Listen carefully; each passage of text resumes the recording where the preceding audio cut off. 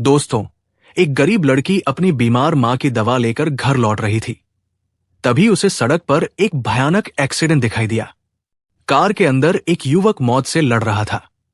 लड़की के पास सिर्फ उतने ही पैसे थे जिनसे उसकी मां की दवा और घर का खर्च चल सकता था। लेकिन उसने बिना कुछ सोचे अपना सब कुछ उस अजनबी की जान बचाने में लगा दिया। उसे नहीं पता था कि वो युवक देश के सबसे बड़े अरबपति परिवार का इकलौता वारिस है। लेकिन जब सच सामने आया तो उसी गरीब लड़की का अमीर परिवार के सामने अपमान किया गया। फिर हुआ ऐसा खुलासा जिसने सबको शर्मिंदा कर दिया और पूरे परिवार को उसके सामने सिर झुकाने पर मजबूर कर दिया। आखिर क्या था वो सच? जानने के लिए कहानी को आखिर तक जरूर देखिए। दोपहर का समय था। आसमान में तेज धूप चमक रही थी और गर्म हवाएं गांव की कच्ची सड़कों पर उड़ती धूल को अपने साथ दूर तक ले जा रही थी। रामपुर नाम के एक छोटे से गांव में रहने वाली राधा अपने हाथ में दवाइयों का पैकेट कसकर पकड़े हुए तेज कदमों से घर की तरफ लौट रही थी। उसके चेहरे पर थकान साफ दिखाई दे रही थी क्योंकि सुबह से उसने कुछ खाया नहीं था। लेकिन उसके मन में अपनी बीमार मां की चिंता इतनी बड़ी थी कि उसे अपनी भूख और थकान का एहसास तक नहीं हो रहा था। उसकी मां पिछले कई महीनों से एक गंभीर बीमारी से जूझ रही थी और डॉक्टर ने साफ कह दिया था कि अगर समय पर दवाइयां नहीं मिली तो उनकी हालत और खराब हो सकती है। यही वजह थी कि राधा ने कई दिनों तक खेतों में मजदूरी करके, लोगों के घरों में काम करके और अपनी छोटी छोटी जरूरतों को छोड़कर पैसे जमा किए थे ताकि आज वो दवाइयां खरीद सके। उसके लिए वो छोटा सा दवाइयों का पैकेट किसी खजाने से कम नहीं था क्योंकि उसमें उसकी मां की जिंदगी छिपी हुई थी। लेकिन उसे बिल्कुल भी अंदाजा नहीं था कि कुछ ही मिनटों में उसकी जिंदगी एक ऐसे मोड़ पर पहुंचने वाली है जहां उसे अपनी मां और एक अनजान इंसान की जिंदगी में से किसी एक को चुनना पड़ेगा। राधा अभी सड़क के मोड़ तक पहुंची ही थी कि अचानक उसे जोरदार धमाके की आवाज सुनाई दी। आवाज इतनी तेज थी कि आसपास के पेड़ों पर बैठे पक्षी घबराकर उड़ गए। राधा एक पल के लिए रुक गई और फिर तेजी से उस दिशा में दौड़ पड़ी जहां से आवाज आई थी। कुछ दूरी पर पहुंचते ही उसने देखा कि एक बड़ी काली कार सड़क के किनारे पलटी हुई पड़ी थी। कार का अगला हिस्सा पूरी तरह टूट चुका था और उसके शीशे सड़क पर बिखरे हुए थे। आसपास कुछ लोग जमा थे, लेकिन कोई भी कार के पास जाने की हिम्मत नहीं कर रहा था। हर कोई बस दूर खड़ा होकर बातें कर रहा था। कोई कह रहा था कि पुलिस केस हो जाएगा, कोई कह रहा था कि आदमी शायद मर चुका है, तो कोई मोबाइल निकालकर वीडियो बनाने में लगा हुआ था। लेकिन किसी के चेहरे पर मदद करने की इच्छा नहीं दिखाई दे रही थी। यह देखकर राधा का दिल दुख से भर गया। उसने भीड़ को हटाते हुए कार के पास पहुंचकर अंदर झांका तो उसका दिल जोर से धड़कने लगा क्योंकि कार के अंदर एक युवक बुरी तरह घायल अवस्था में फंसा हुआ था। उसके सिर से लगातार खून बह रहा था। उसके कपड़े खून से भीग चुके थे और उसकी सांसें बहुत धीमी हो गई थी। राधा कुछ सेकंड तक उसे देखती रही और उसके मन में एक भयंकर संघर्ष शुरू हो गया। उसे अपनी मां याद आई जो घर पर उसकी राहत देख रही होगी। उसे याद आया कि अगर दवा समय पर नहीं पहुंची तो मां की तबीयत और खराब हो सकती है। लेकिन दूसरी तरफ ये युवक था जिसकी जिंदगी हर गुजरते सेकंड के साथ मौत के और करीब जा रही थी। उसके हाथ कांपने लगे, आंखों में आंसू भर आए, लेकिन अगले ही पल उसने खुद को संभाल लिया और मन ही मन फैसला कर लिया कि इंसानियत सबसे बड़ी होती है। उसने जोर से लोगों की तरफ देखकर कहा कि कोई उसकी मदद करे, लेकिन भीड़ में खड़े लोगों ने नजरें फेर ली। तब राधा ने खुद सड़क पर जा रही एक पुरानी जीप को रोका। ड्राइवर पहले मना करता रहा क्योंकि वह किसी मुसीबत में नहीं पड़ना चाहता था। लेकिन जब राधा ने हाथ जोड़कर उससे विनती की और कहा कि अगर आज ये आदमी मर गया तो शायद वो खुद को कभी माफ नहीं कर पाएगी, तब जाकर वो तैयार हुआ। इसके बाद राधा और दो अन्य लोगों ने बड़ी मुश्किल से घायल युवक को कार से बाहर निकाला और जीप में लिटाया। पूरे रास्ते वो अपने दुपट्टे से उसके सिर का खून रोकने की कोशिश करती रही और भगवान से प्रार्थना करती रही कि किसी तरह उसकी जान बच जाए। अस्पताल पहुंचने के बाद जब डॉक्टरों ने युवक की हालत देखी तो तुरंत उसे इमरजेंसी वार्ड में ले जाया गया। कुछ देर बाद डॉक्टर बाहर आए और उन्होंने बताया कि मरीज की हालत बेहद गंभीर है। उसके सिर में गहरी चोट लगी है और तुरंत ऑपरेशन करना होगा। लेकिन ऑपरेशन शुरू करने से पहले अस्पताल की फीस जमा करनी पड़ेगी। डॉक्टर की बात सुनकर राधा के पैरों तले जमीन खिसक गई, क्योंकि उसके पास जितने पैसे थे वे उसकी मां की दवाइयों और आने वाले कुछ दिनों के खाने के लिए थे। उसने अपने थैले को कसकर पकड़ा और एक कोने में जाकर खड़ी हो गई। उसकी आंखों के सामने मां का चेहरा घूमने लगा। उसे याद आया कि मां ने कितनी मुश्किलों में उसे बड़ा किया है। उसे याद आया कि मां आज भी उसकी राहत देख रही होगी। लेकिन फिर उसने ऑपरेशन थिएटर की ओर देखा, जहां एक अनजान इंसान जिंदगी और मौत की लड़ाई लड़ रहा था। कुछ देर तक वो रोती रही और फिर उसने एक ऐसा फैसला लिया जिसने उसकी किस्मत बदल दी। अस्पताल में उस दिन के बाद कई दिन बीत चुके थे, लेकिन राधा की जिंदगी पहले से भी ज्यादा कठिन हो गई थी, क्योंकि जिस दिन उसने उस अनजान युवक की जान बचाने के लिए अपने सारे पैसे खर्च कर दिए थे, उसी दिन से उसके घर की हालत और खराब हो गई थी। उसकी मां की दवाइयां समय पर नहीं आ पाई, बीमारी बढ़ती जा रही थी और ऊपर से साहूकार का कर्ज भी सिर पर चढ़ चुका था। फिर भी राधा के मन में अपने फैसले को लेकर कोई पछतावा नहीं था। जब भी वो उस दिन को याद करती तो उसके मन में बस यही संतोष होता कि कम से कम एक इंसान की जान बच गई। चाहे उसके बदले उसे कितनी भी परेशानियां क्यों न झेलनी पड़े। वो सुबह खेतों में मजदूरी करती, दोपहर में लोगों के घरों में काम करती और शाम को अपनी मां की सेवा में लग जाती। उसकी जिंदगी संघर्षों से भरी थी, लेकिन उसके चेहरे पर शिकायत का नाम तक नहीं था, क्योंकि वो मानती थी कि भगवान हर अच्छे काम का फल देर से सही लेकिन जरूर देता है। उधर शहर के सबसे बड़े निजी अस्पताल के एक शानदार कमरे में वही घायल युवक धीरे धीरे होश में आ रहा था। उसकी आंखें भारी थी, सिर में तेज दर्द हो रहा था और उसे हादसे की कोई बात ठीक से याद नहीं थी।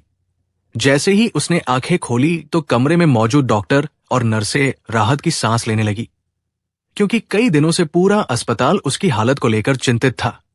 आखिर वो कोई साधारण व्यक्ति नहीं था, वो था आदित्य राज सिन्हा, देश के सबसे बड़े रियल एस्टेट साम्राज्य का इकलौता वारिस, जिसकी एक झलक पाने के लिए बड़े बड़े उद्योगपति इंतजार किया करते थे। उसके होश में आते ही पूरे परिवार को खबर दी गई और कुछ ही देर में उसका कमरा रिश्तेदारों और सुरक्षा कर्मियों से भर गया। हर कोई उसकी सलामती की दुआ कर रहा था। लेकिन आदित्य के मन में सबसे पहला सवाल यही था कि आखिर उसकी जान कैसे बची। जब डॉक्टर ने उसे पूरी घटना बताई कि एक गरीब लड़की ने अपनी जान की परवाह किए बिना उसे सड़क से उठाकर अस्पताल पहुंचाया था, अपने पैसों से उसका इलाज शुरू करवाया था और पूरी रात अस्पताल में बैठकर उसकी जिंदगी के लिए प्रार्थना की थी, तो आदित्य कुछ देर तक चुप रह गया। उसकी आंखों में हैरानी साफ दिखाई दे रही थी, क्योंकि वो जानता था कि आज के समय में लोग अपने रिश्तेदारों तक की मदद करने से पहले 100 बार सोचते हैं। फिर कोई अनजान लड़की उसके लिए इतना बड़ा बलिदान कैसे दे सकती है। उसने तुरंत पूछा कि वो लड़की कहाँ है, उसका नाम क्या है, वो किस गांव की है। लेकिन डॉक्टर के पास इन सवालों का कोई जवाब नहीं था, क्योंकि राधा बिना अपना नाम बताए सुबह सुबह अस्पताल से चली गई थी। ये बात आदित्य के दिल को छू गई। पहली बार उसे महसूस हुआ कि दुनिया में अभी भी ऐसे लोग मौजूद हैं जो बिना किसी स्वार्थ के दूसरों की मदद करते हैं। उसने उसी समय फैसला कर लिया कि चाहे उसे पूरी दुनिया क्यों न खोजनी पड़े, वो उस लड़की को जरूर ढूंढेगा जिसने उसे दूसरी जिंदगी दी है। अगले ही दिन उसने अपने सबसे भरोसेमंद मैनेजर विक्रम को बुलाया और कहा कि उस लड़की का पता लगाने के लिए जितने संसाधनों की जरूरत हो लगाए जाए, चाहे कितने भी पैसे खर्च करने पड़े, लेकिन उसे ढूंढना ही होगा। इसके बाद खोज शुरू हुई। दुर्घटना वाली सड़क के आसपास लगे सीसीटीवी कैमरों की फुटेज निकाली गई। आसपास के गांवों में लोगों से पूछताछ की गई, अस्पताल के कर्मचारियों से बात की गई और उस जीप चालक को भी ढूंढा गया जिसने घायल आदित्य को अस्पताल पहुंचाने में मदद की थी। कई दिनों तक कोई सुराग नहीं मिला, लेकिन फिर एक दिन उस जीप चालक ने बताया कि लड़की का नाम शायद राधा था और वो रामपुर गांव की रहने वाली थी। ये सुनते ही आदित्य के चेहरे पर खुशी की झलक दिखाई दी, क्योंकि महीनों की तलाश के बाद आखिरकार उसे पहला सुराग मिल गया था। उधर रामपुर गांव में राधा की मुश्किलें लगातार बढ़ती जा रही थी। साहूकार बार बार घर आकर पैसे मांगता था। मां की बीमारी बढ़ रही थी और काम की तलाश में उसे दिन रात मेहनत करनी पड़ रही थी। लेकिन उसने किसी से मदद नहीं मांगी, क्योंकि उसके स्वाभिमान ने उसे हमेशा अपने दम पर जीना सिखाया था। एक दिन जब वो खेत में काम कर रही थी तो गांव की कुछ औरतें उसका मजाक उड़ा रही थी और कह रही थी कि गरीब लोगों के सपने भी गरीब होते हैं, उन्हें अपनी औकात नहीं भूलनी चाहिए। राधा ये सब सुनकर चुप रही, क्योंकि वो जानती थी कि जवाब शब्दों से नहीं बल्कि कर्मों से दिया जाता है। कुछ दिनों बाद अचानक गांव में कई लग्जरी गाड़ियों का काफिला पहुंचा। पूरे गांव में हलचल मच गई। बच्चे गाड़ियों के पीछे दौड़ने लगे, लोग अपने घरों से बाहर निकल आए और हर कोई ये जानने की कोशिश करने लगा कि आखिर इतने बड़े लोग उनके छोटे से गांव में क्यों आए हैं। किसी को नहीं पता था कि उन गाड़ियों में बैठा व्यक्ति वही आदित्य राज सिंह था, जिसकी जान कभी राधा ने बचाई थी। आदित्य गाड़ी से नीचे उतरा और उसने सबसे पहले गांव वालों से राधा के बारे में पूछना शुरू किया। कुछ ही मिनटों में पूरे गांव में यह खबर फैल गई कि कोई बहुत बड़ा अमीर आदमी राधा को खोज रहा है। ये सुनकर लोग हैरान रह गए, क्योंकि जिस लड़की को वे एक साधारण मजदूर समझते थे, उसके पीछे इतना बड़ा आदमी क्यों आया था। खुद राधा भी ये सुनकर चौंक गई। उसे समझ नहीं आ रहा था कि आखिर मामला क्या है। जब आदित्य पहली बार राधा के सामने पहुंचा तो कुछ पल के लिए दोनों एक दूसरे को देखते रह गए। आदित्य की आंखों में कृतज्ञता थी और राधा के चेहरे पर हैरानी। फिर आदित्य ने मुस्कुराते हुए कहा, शायद आप मुझे पहचान नहीं रही हैं, लेकिन मैं वही आदमी हूं जिसकी जान आपने उस दिन बचाई थी। ये सुनते ही राधा स्तब्ध रह गई। उसे याद आया कि ये वही घायल युवक था जिसे उसने सड़क से उठाकर अस्पताल पहुंचाया था, लेकिन उसे बिल्कुल भी अंदाजा नहीं था कि वो इतना बड़ा आदमी निकलेगा। उसने धीरे से कहा, मैंने तो सिर्फ अपना फर्ज निभाया था। राधा की ये बात सुनकर आदित्य के दिल में उसके लिए सम्मान और बढ़ गया, लेकिन उसे नहीं पता था कि उसकी अमीर और घमंडी बुआ को यह सब बिल्कुल पसंद नहीं आने वाला था। क्योंकि जैसे ही उसे पता चला कि आदित्य एक गरीब लड़की से मिलने गांव गया है, उसने इसे परिवार की इज्जत के खिलाफ मान लिया। और यही से शुरू होने वाली थी वो घटना जो राधा की जिंदगी को हमेशा के लिए बदल देने वाली थी। क्योंकि अगले ही कुछ दिनों में पूरे परिवार के सामने उसका ऐसा अपमान होने वाला था जिसे सुनकर हर किसी का दिल टूट जाएगा। रामपुर गांव में आदित्य के आने के बाद से ही माहौल पूरी तरह बदल चुका था। जिस राधा को कल तक गांव के लोग एक साधारण मजदूर लड़की समझते थे, आज उसी के घर के बाहर लोगों की भीड़ जमा होने लगी थी। हर कोई जानना चाहता था कि आखिर देश के सबसे बड़े उद्योगपति परिवार का इकलौता वारिस उससे मिलने क्यों आया है। लेकिन राधा इन सब बातों से दूर अपनी बीमार मां की सेवा में लगी हुई थी। उसके लिए आज भी सबसे महत्वपूर्ण उसकी मां थी, न कि आदित्य की दौलत, न उसकी पहचान और न ही उसके परिवार का नाम। जबकि दूसरी तरफ आदित्य के मन में राधा के लिए सम्मान दिन ब दिन बढ़ता जा रहा था, क्योंकि उसने अपनी जिंदगी में बहुत से लोगों को देखा था जो उसके नाम, पैसे और रुतबे के कारण उसके आसपास रहते थे। लेकिन राधा पहली ऐसी इंसान थी जिसने उसकी मदद तब की थी जब उसे यह तक नहीं पता था कि वो कौन है। उसके लिए वो सिर्फ एक घायल इंसान था।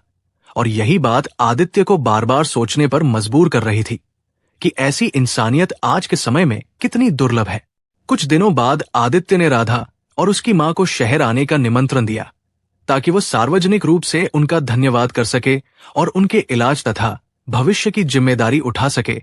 शुरुआत में राधा ने साफ मना कर दिया, क्योंकि उसे किसी एहसान की जरूरत नहीं थी। लेकिन जब आदित्य ने कहा कि यह कोई दान नहीं बल्कि उसका कर्तव्य है, तब बहुत समझाने के बाद वो तैयार हुई। अगले सप्ताह राधा अपनी मां के साथ पहली बार उस विशाल शहर में पहुंची जहां ऊंची ऊंची इमारतें, चमकती सड़कें और आलीशान बंगले देखकर उसकी आंखें खुली की खुली रह गई। लेकिन उस पूरे सफर में भी उसके मन में कोई लालच नहीं था। वो बस ये सोच रही थी कि भगवान ने शायद उसकी मां के लिए कोई अच्छा रास्ता खोल दिया है। उधर आदित्य के परिवार में इस बात को लेकर हलचल मची हुई थी। खासकर उसकी बुआ वसुंधरा राज सिंह को यह सब बिल्कुल पसंद नहीं आ रहा था। वो एक बेहद घमंडी और रुतबे पर विश्वास करने वाली महिला थी, जो हमेशा लोगों को उनकी हैसियत से तौलती थी। जब उसे पता चला कि एक गरीब गांव की लड़की को परिवार के विशेष समारोह में बुलाया गया है, तो उसका गुस्सा 7वें आसमान पर पहुंच गया।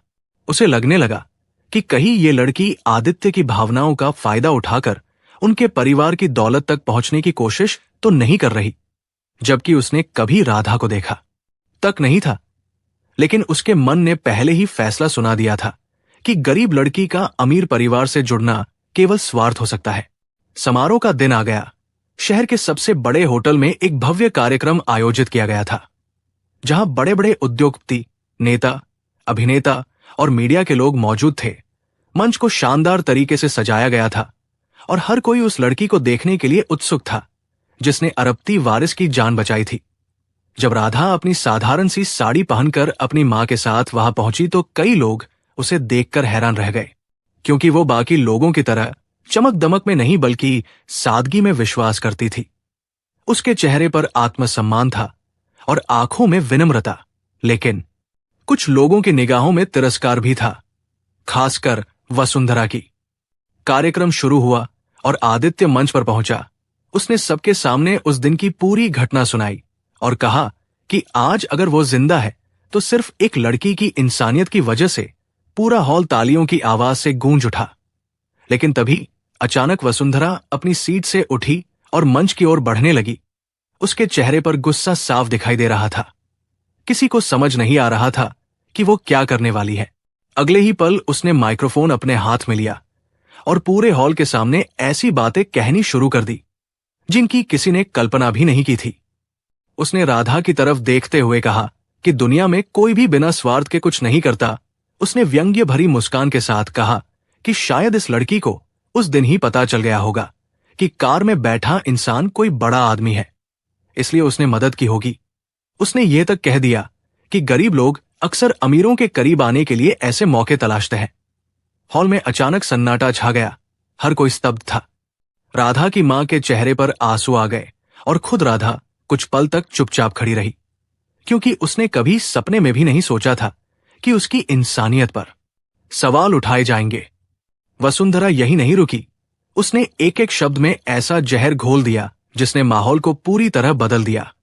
उसने कहा कि अगर ये लड़की इतनी ही महान थी तो बिना किसी उम्मीद के यहां क्यों आई? क्यों इस परिवार के निमंत्रण को स्वीकार किया? क्यों अब इस परिवार के करीब खड़ी है? उसके शब्द किसी तीर की तरह राधा के दिल को घायल कर रहे थे।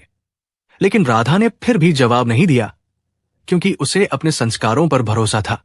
वो जानती थी कि सच को चिल्लाकर साबित नहीं करना पड़ता। आदित्य ये सब सुनकर गुस्से से भर चुका था। उसने अपनी बुआ को रोकने की कोशिश की, लेकिन वसुंधरा नहीं रुकी। तभी अचानक हॉल के पीछे से एक आवाज आई, बस कीजिए, अब और नहीं। ये आवाज उसी डॉक्टर की थी जिसने आदित्य का ऑपरेशन किया था। वो मंच की ओर बढ़ा और उसके हाथ में कुछ फाइलें और रिकॉर्ड थे। उसने सबके सामने कहा कि शायद अब समय आ गया है कि पूरी सच्चाई बताई जाए। डॉक्टर ने सबके सामने अस्पताल के रिकॉर्ड दिखाए और बताया कि जिस दिन आदित्य को अस्पताल लाया गया था, उस दिन राधा ने अपनी बीमार मां की दवाइयों के लिए बचाए हुए सारे पैसे उसके इलाज में खर्च कर दिए थे। इतना ही नहीं, उसने अपनी मां की दवा तक छोड़ दी थी ताकि एक अनजान इंसान की जान बच सके। डॉक्टर ने यह भी बताया कि राधा पूरी रात अस्पताल के बाहर बैठी रही थी और सुबह बिना अपना नाम बताए चली गई थी। उसने कभी किसी इनाम, मदद या पहचान की मांग नहीं की, बल्कि अस्पताल के कर्मचारियों को भी ये नहीं बताया कि वो कहाँ रहती है। पूरा हॉल एकदम शांत हो गया। जिन लोगों की आंखों में कुछ देर पहले संदेह था, उनमें अब शर्म दिखाई देने लगी। मीडिया के कैमरे लगातार रिकॉर्ड कर रहे थे, लेकिन किसी के पास बोलने के लिए शब्द नहीं थे, क्योंकि सच्चाई इतनी बड़ी थी कि हर आरोप उसके सामने छोटा पड़ गया था। वसुंधरा का चेहरा उतर चुका था। उसकी आंखें झुकने लगी थी, क्योंकि जिस लड़की को वो लालची साबित करना चाहती थी, वो तो अपनी मां की दवा तक छोड़कर एक अजनबी की जिंदगी बचाने वाली निकली। राधा की आंखों में आंसू थे, लेकिन उन आंसुओं में दर्द से ज्यादा आत्मसम्मान था, क्योंकि आज उसे किसी से कुछ साबित नहीं करना पड़ा था। सच खुद उसके पक्ष में खड़ा हो गया था। और उसी पल पूरे हॉल में मौजूद लोग अपनी सीटों से खड़े हो गए। तालियों की गड़गड़ाहट इतनी तेज थी कि पूरा हॉल गूंज उठा। लोग उस लड़की के सम्मान में खड़े थे जिसे कुछ मिनट पहले अपमानित किया गया था।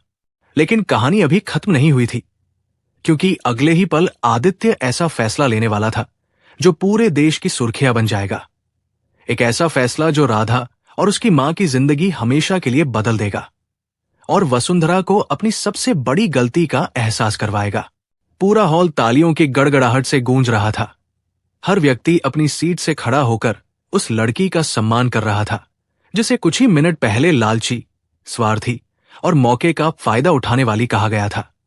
लेकिन अब सच सबके सामने था, और सच इतना शक्तिशाली था कि उसने हर झूठ, हर आरोप और हर घमंड को पल भर में मिट्टी में मिला दिया था। राधा मंच पर खड़ी थी। उसकी आंखों से आंसू लगातार बह रहे थे, लेकिन ये आंसू अपमान के नहीं बल्कि उस सम्मान के थे जो उसे बिना मांगे मिल रहा था। उसकी बीमार मां भी अपनी बेटी को देखकर रो रही थी, क्योंकि उन्होंने अपनी पूरी जिंदगी गरीबी, संघर्ष और लोगों के तानों में गुजार दी थी। लेकिन आज पहली बार उन्हें महसूस हो रहा था कि उनकी बेटी की अच्छाई को पूरी दुनिया देख रही है। वसुंधरा राज सिन्हा का सिर झुका हुआ था। कुछ देर पहले जो महिला पूरे आत्मविश्वास के साथ राधा पर आरोप लगा रही थी, अब उसके पास अपनी गलती का कोई जवाब नहीं था। उसने अपने आसपास खड़े लोगों की निगाहों में भी निराशा देख ली थी, क्योंकि हर कोई समझ चुका था कि उसने बिना सच्चाई जाने एक मासूम लड़की का अपमान किया था। कुछ क्षणों तक पूरे हॉल में सन्नाटा छाया रहा, और फिर वसुंधरा धीरे धीरे मंच के बीचों बीच आई। उसके कदम भारी थे और चेहरे पर पछतावा साफ दिखाई दे रहा था। वो राधा के सामने जाकर रुक गई, और अचानक उसने सबके सामने अपने हाथ जोड़ दिए। ये देखकर पूरा हॉल हैरान रह गया, क्योंकि जिस महिला ने अपनी जिंदगी में कभी किसी के सामने सिर नहीं झुकाया था, वो आज एक गरीब लड़की के सामने खड़ी थी। कांपती हुई आवाज में वसुंधरा बोली, बेटी, मैंने तुम्हें गलत समझा। मैंने तुम्हारी गरीबी देखी, लेकिन तुम्हारा दिल नहीं देखा। मैंने तुम्हारे कपड़े देखे, लेकिन तुम्हारे संस्कार नहीं देखे। मैंने तुम्हारी मजबूरी देखी, लेकिन तुम्हारी इंसानियत नहीं देखी। आज मुझे अपनी गलती का एहसास हो चुका है। अगर हो सके तो मुझे माफ कर देना। ये कहते कहते उसकी आंखों में आंसू आ गए। पूरे हॉल में मौजूद लोग ये दृश्य देखकर भावुक हो उठे, लेकिन सबसे ज्यादा हैरानी तब हुई जब राधा ने तुरंत आगे बढ़कर उनके जुड़े हुए हाथ पकड़ लिए और बोली, बड़े लोग माफी नहीं मांगते, आशीर्वाद देते हैं। आपने जो कहा उससे मुझे दुख जरूर हुआ था, लेकिन मैं किसी से नफरत नहीं करती। राधा की ये बात सुनते ही लोगों की आंखें फिर नम हो गई, क्योंकि जिसने इतना अपमान सहा था, उसके दिल में फिर भी किसी के लिए कड़वाहट नहीं थी। उसी समय आदित्य मंच पर आया और उसने माइक्रोफोन अपने हाथ में ले लिया। उसकी आवाज में भावनाएं साफ महसूस की जा सकती थी। उसने कहा, आज मैं सिर्फ अपनी जान बचाने वाली लड़की का धन्यवाद नहीं करना चाहता, मैं पूरी दुनिया को यह बताना चाहता हूं कि इंसान की असली पहचान उसकी दौलत नहीं, उसका चरित्र होता है। और अगर मैंने अपनी जिंदगी में किसी सबसे अमीर इंसान को देखा है तो वो राधा है, क्योंकि जिसके पास त्याग, दया और इंसानियत हो, उससे अमीर कोई नहीं हो सकता। ये सुनकर पूरा हॉल एक बार फिर तालियों से गूंज उठा। इसके बाद आदित्य ने एक ऐसा ऐलान किया जिसने वहां मौजूद हर व्यक्ति को हैरान कर दिया। उसने कहा कि आज से राधा की मां के पूरे इलाज की जिम्मेदारी उसका परिवार उठाएगा। देश के सबसे अच्छे डॉक्टर उनकी देखभाल करेंगे, और इलाज में चाहे जितना खर्च हो, उसकी चिंता राधा को कभी नहीं करनी पड़ेगी। ये सुनते ही राधा की मां रो पड़ी, क्योंकि उन्होंने कभी सपने में भी नहीं सोचा था कि एक दिन उनकी बेटी की अच्छाई उन्हें इस मुकाम तक पहुंचा देगी। लेकिन आदित्य यही नहीं रुका। उसने आगे कहा कि उसने राधा के गांव का दौरा किया है और वहां की गरीबी अपनी आंखों से देखी है। इसलिए वो राधा के नाम पर एक ट्रस्ट शुरू करेगा जो गरीब बच्चों की पढ़ाई, विधवाओं की सहायता और जरूरतमंद परिवारों के इलाज का खर्च उठाएगा। उसने कहा कि इस ट्रस्ट का नाम राधा मानवता फाउंडेशन होगा, ताकि आने वाली पीढ़ियां जान सके कि एक गरीब लड़की की इंसानियत ने हजारों लोगों की जिंदगी बदल दी थी। ये घोषणा सुनकर पूरा हॉल खड़ा हो गया और कई लोगों की आंखों से आंसू बहने लगे। कुछ ही महीनों में राधा की मां का इलाज शुरू हो गया। बड़े डॉक्टरों की देखरेख में उनकी सेहत धीरे धीरे सुधरने लगी। जो महिला कभी बिस्तर से उठ नहीं पाती थी, अब अपने पैरों पर चलने लगी थी। ये देखकर राधा की खुशी का ठिकाना नहीं था। दूसरी तरफ गांव में भी बदलाव शुरू हो चुका था। जहां पहले बच्चों के पास पढ़ने के लिए किताबें नहीं थी, वहां अब स्कूल की नई इमारत बन रही थी। जहां पहले बीमार लोग इलाज के बिना तड़पते थे, वहां अब एक स्वास्थ्य केंद्र बन चुका था। और ये सब उस एक फैसले का परिणाम था जो राधा ने उस दिन सड़क किनारे लिया था, जब उसने अपनी जरूरतों से ऊपर किसी अजनबी की जिंदगी को रखा था। समय बीतता गया और राधा का नाम पूरे देश में फैल गया। समाचार चैनल उसकी कहानी दिखाने लगे, अखबारों में उसके बारे में लेख छपने लगे, लोग उसे सम्मान समारोह में बुलाने लगे। लेकिन इतनी प्रसिद्धि मिलने के बाद भी राधा नहीं बदली। उसके व्यवहार में वही सादगी थी, वही विनम्रता थी और वही इंसानियत थी जिसने उसे खास बनाया था। जब भी कोई उसकी तारीफ करता तो वो सिर्फ मुस्कुराकर कहती, मैंने कुछ खास नहीं किया। अगर मेरी जगह कोई और होता तो उसे भी यही करना चाहिए था। एक दिन आदित्य अपनी मां और पूरे परिवार के साथ राधा के गांव पहुंचा। इस बार किसी औपचारिक कार्यक्रम के लिए नहीं, बल्कि एक खास कारण से गांव के मंदिर के पास बने नए सामुदायिक भवन में पूरे गांव को बुलाया गया था। हर कोई उत्सुक था कि आखिर आज क्या होने वाला है। तभी आदित्य मंच पर पहुंचा और उसने सबके सामने कहा, जिस दिन मेरी जान बची थी उस दिन मुझे दूसरी जिंदगी मिली थी, लेकिन उस दिन के बाद मुझे एक और चीज मिली। एक ऐसा इंसान मिला जिसने मुझे सिखाया कि इंसानियत क्या होती है। और आज मैं पूरे सम्मान के साथ राधा से एक सवाल पूछना चाहता हूं। पूरा माहौल शांत हो गया, हर किसी की सांसें जैसे रुक गई। आदित्य ने राधा की तरफ देखा और कहा, क्या तुम मेरी जिंदगी का हिस्सा बनोगी? ये सुनते ही पूरे गांव में खुशी की लहर दौड़ गई। राधा हैरान रह गई, उसकी आंखें भर आई। उसने अपनी मां की तरफ देखा। मां की आंखों में खुशी और आशीर्वाद दोनों थे। कुछ क्षणों बाद राधा ने मुस्कुराते हुए सिर झुका दिया और पूरा मैदान तालियों और खुशियों की आवाज से गूंज उठा। कुछ महीनों बाद दोनों की शादी हुई, लेकिन ये शादी दौलत और रुतबे की नहीं, बल्कि इंसानियत और सम्मान की जीत की कहानी बन गई। उस दिन मंच पर बैठे बड़े बड़े उद्योगपतियों से ज्यादा सम्मान उस गरीब लड़की को मिल रहा था, जिसने एक दिन अपनी मां की दवा तक छोड़कर एक अजनबी की जान बचा ली थी। और इसी के साथ ये बात एक बार फिर साबित हो गई कि दौलत इंसान को बड़ा नहीं बनाती, बल्कि उसका दिल उसे बड़ा बनाता है। क्योंकि महलों में रहने वाले लोग भी कभी कभी गरीब सोच रखते हैं, और झोपड़ी में रहने वाले लोग भी दुनिया के सबसे अमीर दिल के मालिक होते हैं। और राधा की कहानी हमेशा लोगों को यही सिखाती रही कि जब इंसानियत और स्वार्थ आमने सामने खड़े होते हैं तो अंत में जीत हमेशा इंसानियत की ही होती है। तो दोस्तों, इस कहानी से हमें यही सीख मिलती है कि इंसान की असली पहचान उसकी दौलत, उसका नाम या उसका रुतबा नहीं, बल्कि उसका दिल और उसके कर्म होते हैं। राधा ने बिना किसी स्वार्थ के एक अजनबी की जान बचाई, और आखिरकार उसकी वही इंसानियत उसकी सबसे बड़ी ताकत बन गई। अगर आपको भी लगता है कि दुनिया में इंसानियत अभी भी जिंदा है, तो इस वीडियो को लाइक जरूर करें, अपने दोस्तों और परिवार के साथ शेयर करें, और चैनल को सब्सक्राइब करना बिल्कुल न भूलें। मिलते हैं एक और दिल को छू लेने वाली कहानी के साथ। धन्यवाद।